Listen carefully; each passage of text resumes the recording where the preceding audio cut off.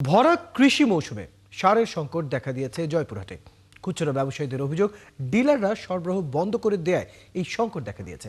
সেই সুযোগে 200 থেকে 300 টাকা অতিরিক্ত দামে সার বিক্রি করতে হচ্ছে। কোনো কোনো সময় সার দেওয়াও যাচ্ছে না। আর কৃষকরা বলছেন, আলু রোপণ শুরু হয়েছে, এখন সার সংকট দেখা দিলে সংকটে পড়বে উত্তরাঞ্চলের চাষাবাদ। মোয়াজ্জেম হোসেনের তথ্য ও ছবিতে প্রতিবেদন। জয়পুরহাটে সারের বাজারে দেখা দিয়েছে তীব্র সার সংকট। আগাম আলু রোপণ শুরু হলেও ন্যায্য দামে সার পাওয়া যাচ্ছে না বলে অভিযোগ কৃষকের। আর খুচরা ব্যবসায়ীরা বলছেন, সরবরাহ বন্ধ থাকায় তারা বিপাকে পড়েছেন। কৃষকরা জানান, ডিলার ও কৃষি বিপণন বিভাগের দুর্বল ব্যবস্থাপনার সুযোগে কিছু অসাধু ব্যবসায়ী 200 থেকে 300 টাকা বস্তা প্রতি বেশি দাম নিচ্ছে। কোনো না কোনো এলাকায় সেটাও পাওয়া যাচ্ছে না।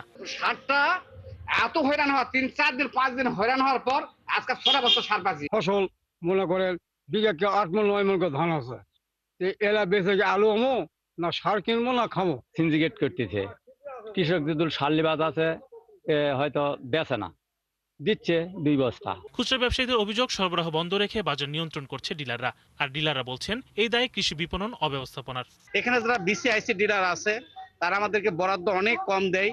তাদের কাছে যে বরাদ্দটা থাকে সেই বরাদ্দের যে অংশটা থাকে আমরা লাইসেন্সবিহীন, আমাদের যে লাইসেন্স আছে লাইসেন্স ছাড়া যে দোকানগুলো আছে সেই দোকানগুলো তারা বেশি দামে বিক্রি করে, তখন এটা বিভিন্নভাবে কৃষক হয়রানি হয়। আমরা তো তাদেরকে নির্ধারিত মূল্যেই দেওয়া হচ্ছে, কিন্তু তারা নিয়ে যায় কে কি দামে বেচতেছে আমরা তো বলতে পারবো না।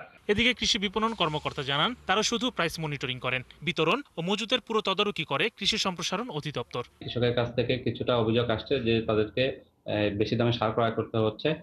এ বিষয়ে আমরা আমাদের কৃষি বিপণন অধিদপ্তর থেকে যে সকল ব্যবসায়ীদের কৃষি বিপণন লাইসেন্স দেওয়া রয়েছে এবং সার বিক্রয় করছে তাদের দোকান আমরা নিয়মিত মনিটরিং করছি। এই বিষয়ে কৃষি সম্প্রসারণ অধিদপ্তর জানায়, বাজার শৃঙ্খলায় ফিরিয়ে আনা তাদের লক্ষ্য। অতিরিক্ত দামে সার বিক্রির প্রমাণ পেলে কঠোর আইনানুগ ব্যবস্থা নেওয়া হবে। বিসিআইসি বা বিএডিসি ডিলার যদি সরাসরি কৃষক ভাইয়ের কাছে দাম বেশি চায়, সেজন্য তাৎক্ষণিক সেই নাম্বারে ফোন দেয়। আমাদের কৃষি অফিসের লোকজন সার্বক্ষণিকভাবে প্রস্তুত আছে, তারা সেখানে যে প্রয়োজনীয় ব্যবস্থা গ্রহণ করবে।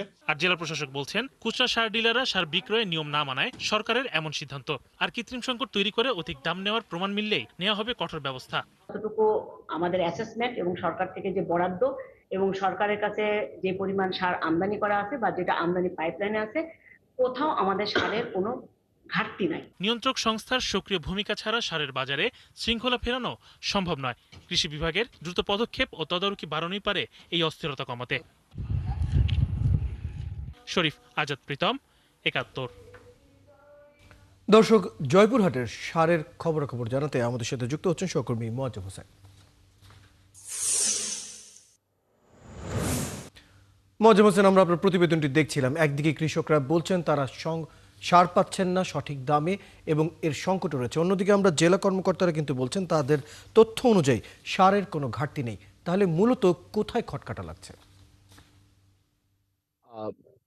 ধন্যবাদ আপনাকে। আপনি যেমনটি বলছিলেন যে সারের কোথায় ঘাটতি রয়েছে, আমি আমি যদি আপনাকে বলে রাখি যে সারের ঘাটতিটা রয়েছে যে এখানে কৃষি বিভাগ এবং যে কৃষকের মধ্যে যে সমন্বয়হীনতা রয়েছে, এটির কারণেই মূলত আজকের যে সার সংকট, আজকের এই সার সংকট কিন্তু আজকে যে প্রথম এটি নয়, এটি দীর্ঘদিন ধরে আসতেছে, এটার কোনো সমাধান নাই। আমি যদি আপনার প্রশ্ন যে সরাসরি উত্তর দেয়, এরকম যে কৃষি বিভাগ বলছে যে 1 বিঘা জমিতে যে পরিমাণে সার দিতে হবে, কৃষক তার চেয়ে বেশি পরিমাণ সার প্রয়োগ করার কারণেই কিন্তু আজকে সার কিন্তু সংকট দেখা দিয়েছে। অর্থাৎ জয়পুরহাটে ধরে নেওয়া যায় যদি 50 হেক্টর জমিতে জমিতে যদি আলু উৎপাদন করা হয়, সেক্ষেত্রে কিন্তু সেই চাহিদা অনুযায়ী সরকার কিন্তু সার সরবরাহ করে প্রত্যেকটি জেলাতে। আর কৃষক যেটি বলছে যে কৃষকের যে আলু উৎপাদন করতে যে পরিমাণে সার দেওয়া প্রয়োজন হয়, সেটি কিন্তু সরকার দিচ্ছে না। এই যে 1 বিঘা জমিতে যদি আপনার 2 বিঘা আলু 2 বিঘা সার যদি প্রয়োজন হয়, সেখানে কৃষক বলতেছে যে এই 2 বিঘা আলু যদি সার যদি প্রয়োগ করা হয় তাহলে আমাদের উৎপাদন কমে যাবে। আমরা যদি জমিতে যদি আলু উৎপাদন করতে যাই, যদি আলু যদি খাবার বেশি দেয় তাহলে উৎপাদন বেশি হয়।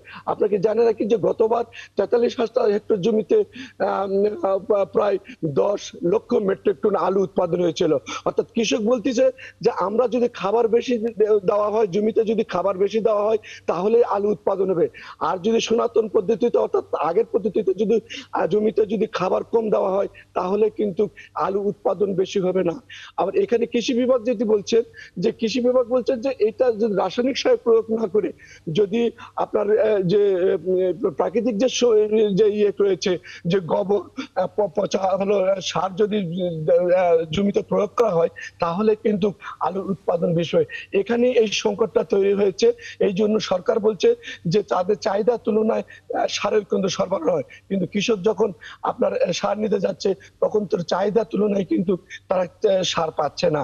আপনাকে বলে রাখি এরই মধ্যে এই সুযোগে আবার কিছু অসাধু ব্যবসা রয়েছে, তারা কিন্তু সেটিরও একটি প্রভাব কিন্তু আমরা বাজারে দেখতে পাচ্ছি। মজার মধ্যে আপনি খবর রাখতে থাকুন এবং কৃষি বিভাগ এবং কৃষকদের মাঝে তথ্যের যে বিকৃতি এবং তথ্যের মধ্যে যে গ্যাপটা রয়ে গেছে সেটা অবশ্যই পূরণ হবে আমরা আশা করছি। খবর রাখতে থাকুন, প্রয়োজনে আবারও যুক্ত হবে আপনার সাথে। দর্শক আমাদের সাথে যুক্ত ছিলেন সহকর্মী মজেম হোসেন, জানাচ্ছিলেন জয়পুরহাটের সার সংকটের যে বিষয়টি সেটি নিয়ে বিস্তারিত তার কাছ থেকে জানছিলাম।